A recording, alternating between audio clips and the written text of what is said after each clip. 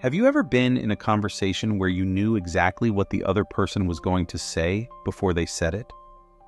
That moment when you realize you can see right through someone's words to their true intentions?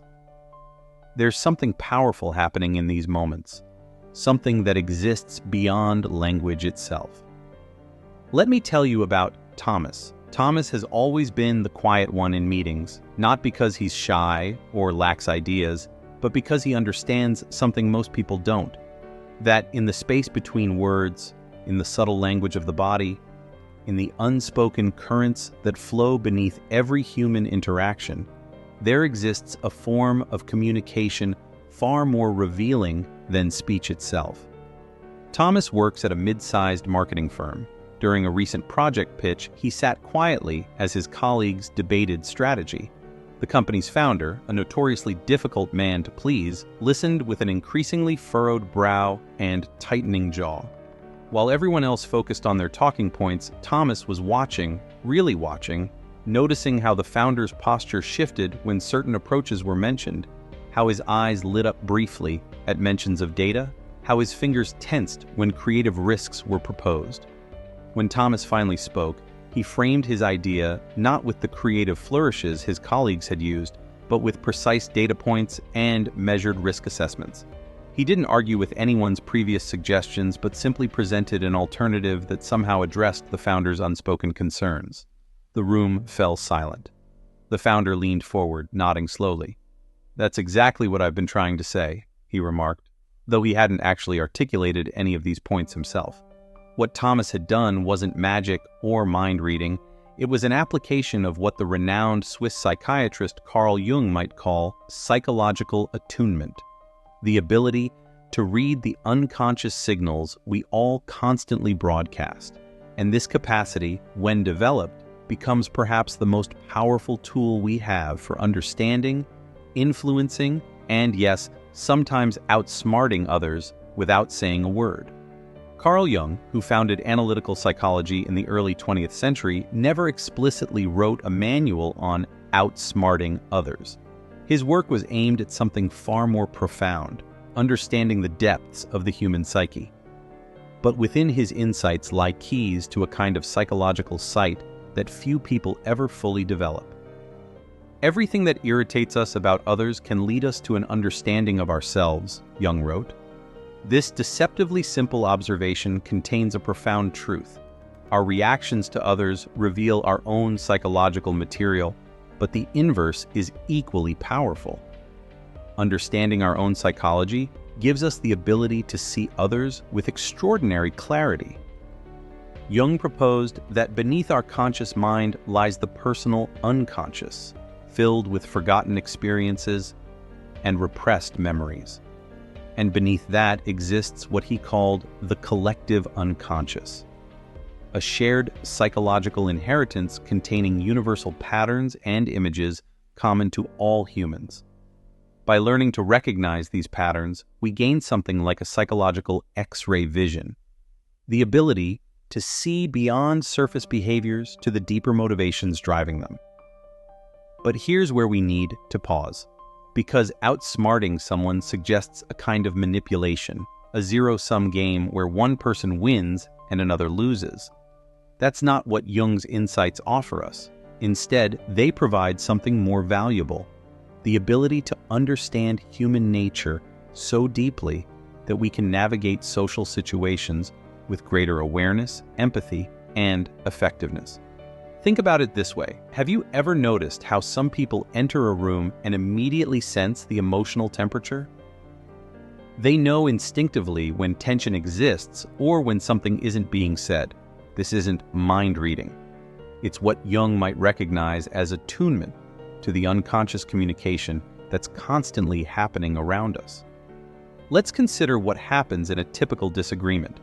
Two people argue, each becoming increasingly entrenched in their position. Words fly back and forth, but resolution feels impossible. What's really happening here? Jung would suggest that conscious arguments often mask unconscious processes, that the real conflict might have little to do with the topic being discussed and everything to do with deeper psychological needs or wounds being triggered. The person who understands this dynamic gains an immediate advantage, not to manipulate, but to move beyond the surface conflict to what really matters. This is the essence of psychological insight, seeing what others cannot see about themselves. Your vision will become clear only when you can look into your own heart, Jung wrote. Who looks outside dreams. Who looks inside awakes.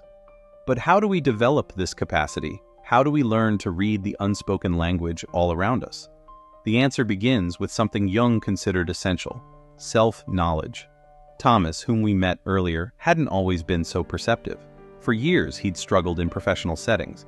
Despite his intelligence and creative ideas, he often found himself overlooked or misunderstood. In frustration, he blamed others: arrogant bosses, competitive colleagues, politics. But something changed when he began studying psychology, particularly Jung's concept of the shadow, those parts of ourselves we don't recognize or accept. Thomas realized that his own shadow included a fear of rejection so profound that he presented his ideas defensively, almost combatively, unconsciously, preparing for the criticism he expected. This defensive posture, invisible to him but obvious to others, was creating the very rejection he feared. Until you make the unconscious conscious, it will direct your life, and you will call it fate, Jung wrote. Thomas's unconscious fear had been directing his professional relationships until he made it conscious. Once he recognized this pattern, he could observe it not just in himself, but in others. He began to see how everyone in his workplace was driven by unconscious forces: the need for recognition, fears of inadequacy, desires for control. With this awareness, Thomas didn't need to say more in meetings. He needed to say less and observe more. He learned to watch for the subtle signs of these unconscious drivers. The colleague who repeatedly interrupted others wasn't just rude, she was battling a deep-seated fear of being overlooked. The boss who criticized every new idea wasn't just negative. He was protecting himself from the risk of failure. Recognizing these patterns gave Thomas the ability to address the real concerns beneath the surface ones. He didn't need to argue with the interrupting colleague. He could acknowledge her expertise before she felt the need to assert it. He didn't need to defend his ideas against his boss's criticism. He could present them in ways that addressed the unspoken fear of risk. This isn't manipulation. It's understanding human nature so deeply that unnecessary conflict falls away. The power of Jungian psychology lies not just in understanding individuals, but in recognizing the universal patterns that drive human behavior. Jung identified several archetypes, primordial images or patterns that appear across cultures and throughout history. These include the hero, the caregiver, the rebel, the creator, and many others. When you can recognize which archetypes are active in a person or situation, you gain profound insight into what's really happening beneath the surface. This isn't about categorizing people. It's about recognizing the deeper mythological patterns that unconsciously shape our behaviors and desires. Thomas began to notice how these archetypes played out in his workplace. The founder of his company clearly embodied the ruler archetype, concerned with order, control, and legacy. Many of Thomas's colleagues approached him with logical arguments or creative brilliance, but these appeals didn't address the ruler's core concerns about maintaining control while building something lasting. By recognizing this archetypal pattern, Thomas could frame his ideas not just in terms of their immediate benefits, but in how they would strengthen the founder's position and contribute to his legacy. Without ever directly mentioning these motivations, Thomas could speak to them, not through manipulation, but through understanding. Everything in the unconscious seeks outward manifestation, Jung observed. By recognizing the archetypes seeking expression in others' behavior, Thomas found ways to communicate that logical arguments alone could never achieve. One of Jung's most powerful contributions was his understanding of projection, our tendency to project our unconscious material onto others. We see in others what we cannot or will not see in ourselves. The critical boss who constantly finds fault? He may be projecting his own insecurities. the colleague who accuses others of being manipulative? She might be unwilling to acknowledge her own manipulative tendencies. Understanding this mechanism gives us an extraordinary window into others' unconscious minds. When someone has a disproportionate reaction to something, positive or negative, they're likely projecting. Their reaction tells you more about them than about the situation they're reacting to. Thomas noticed this dynamic during a particularly tense project review. A senior colleague reacted with unusual anger to a minor suggestion from a junior team member. The intensity seemed wildly disproportionate. Rather than getting pulled into the conflict, Thomas recognized it as projection. The senior colleague wasn't really angry about the suggestion itself, but about his own unacknowledged fear that younger team members might outshine him. Instead of addressing the stated objection, which would only have escalated the conflict, Thomas subtly redirected the conversation to highlight the senior colleague's expertise and valuable perspective. The tension dissipated immediately. By recognizing the projection, Thomas addressed the real issue without it ever being explicitly named. As Jung put it, projections change the world into the replica of one's own unknown face. When we can see these projections for what they are, we gain insight that words alone could never provide. Perhaps one of Jung's most fascinating concepts is what he called synchronicity, meaningful coincidences that cannot be explained by cause and effect. These are moments when the external world seems to reflect our internal reality in ways that feel significant. While skeptics might dismiss these as random chance, Jung saw them as glimpses of a deeper order connecting psyche and matter. But how does this help us understand others? Think about those moments when you just had a feeling about someone or something, only to have that intuition confirmed later. Jung would suggest that your unconscious mind was processing information your conscious mind hadn't yet recognized. Thomas experienced this during an important client meeting. Everything looked good on paper, but something felt wrong about the potential partnership. Despite the promising projections and enthusiastic handshakes, Thomas couldn't shake the feeling of unease. When the client mentioned their previous agency in passing, Thomas noticed a slight hesitation in their voice. So subtle, it was barely perceptible. Later, he observed the client repeatedly checking their phone during important discussion points. None of these observations were conclusive on their own, but together they created a pattern that Thomas's unconscious had already registered as problematic. Instead of ignoring this intuition, Thomas gently steered the conversation toward the client's previous experiences, creating space for any unspoken concerns to emerge. Sure enough, the client eventually revealed significant issues with their last agency that they feared might repeat. By trusting and exploring this synchronistic moment, the meaningful connection between seemingly unrelated observations, Thomas was able to address concerns that might otherwise have undermined the partnership before it began. In all chaos, there is a cosmos. In all disorder, a secret order, Jung wrote. By being attuned to the patterns around us, we can sometimes perceive this hidden order before it becomes consciously apparent. One of the most powerful applications of Jung's psychology is in understanding the concept of psychological type. Jung proposed that people differ in fundamental ways in how they perceive the world and make decisions. He identified functions like thinking, feeling, sensation, and intuition, as well as attitudes like introversion and extroversion. This formed the basis for what later became known as personality type indicators, like the Myers-Briggs type indicator. While these have limitations, understanding psychological type gives us profound insight into how different people process information and make decisions. Thomas realized that many workplace conflicts stemmed not from disagreements about facts, but from fundamentally different ways of processing information. The company's founder was clearly a thinking type who prioritized logic and objective analysis. The creative director was an intuitive type who valued patterns and possibilities. Neither approach was wrong, but they were speaking different psychological languages. In meetings, Thomas began to act as an unconscious translator. When the creative director presented a vision full of possibilities and innovation, Thomas would quietly reframe key points in terms of logical structure and data that the founder could more readily appreciate. When the founder expressed concerns about measurable outcomes, Thomas would translate these into implications for the creative vision.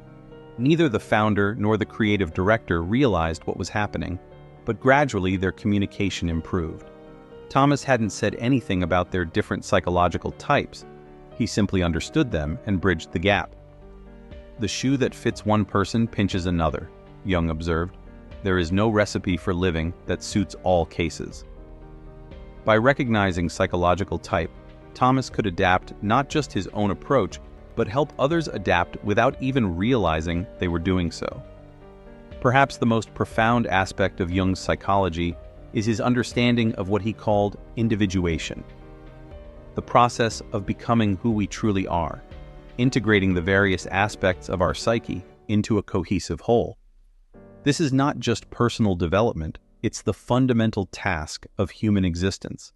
People who have done significant inner work, who have faced their shadows and integrated different aspects of themselves, develop a particular quality of presence. They don't need to dominate conversations or prove themselves.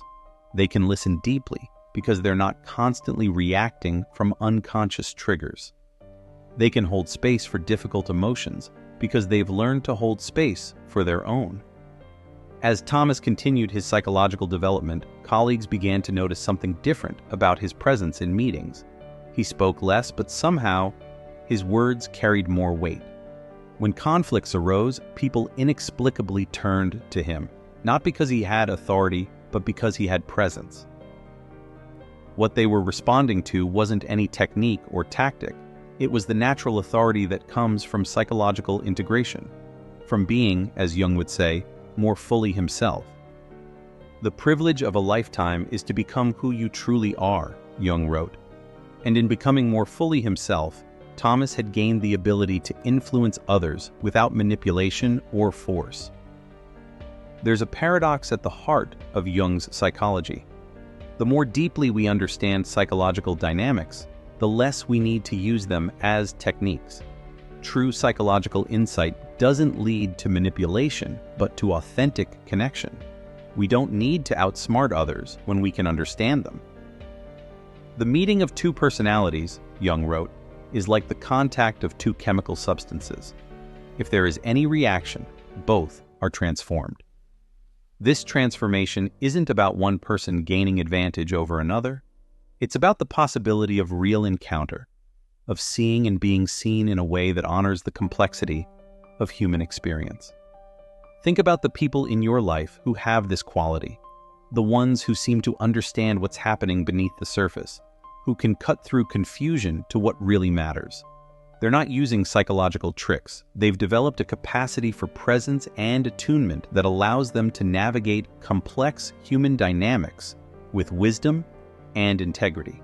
So where does this leave us with our original question about outsmarting others without saying a word? Perhaps the real insight is that understanding Jungian psychology doesn't give us power over others, but offers us a different kind of power altogether, the power of genuine understanding.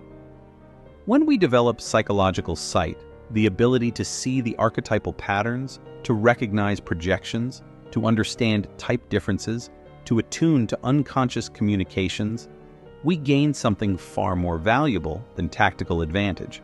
We gain the capacity for meaningful connection and authentic influence. Remember Thomas from our story? His effectiveness didn't come from manipulating others, but from being attuned enough to see what was really happening beneath the surface of interactions. He didn't outsmart his colleagues and clients. He understood them. Who looks outside dreams, who looks inside awakes, Jung reminded us. The journey of psychological insight begins with self-knowledge, with the willingness to face our own shadows, projections, and unconscious patterns. As we do this work, we naturally develop the capacity to see more clearly in our interactions with others. In a world increasingly dominated by words, endless text messages, emails, social media posts, the ability to understand what's happening beneath and beyond language becomes even more valuable. We are constantly speaking without speaking, communicating in glances, postures, tones, and energetic presence. Jung's psychology offers us a map to this territory of unspoken communication. Your perception will become clear only when you can look into your own heart, Jung wrote. This clarity is available to all of us.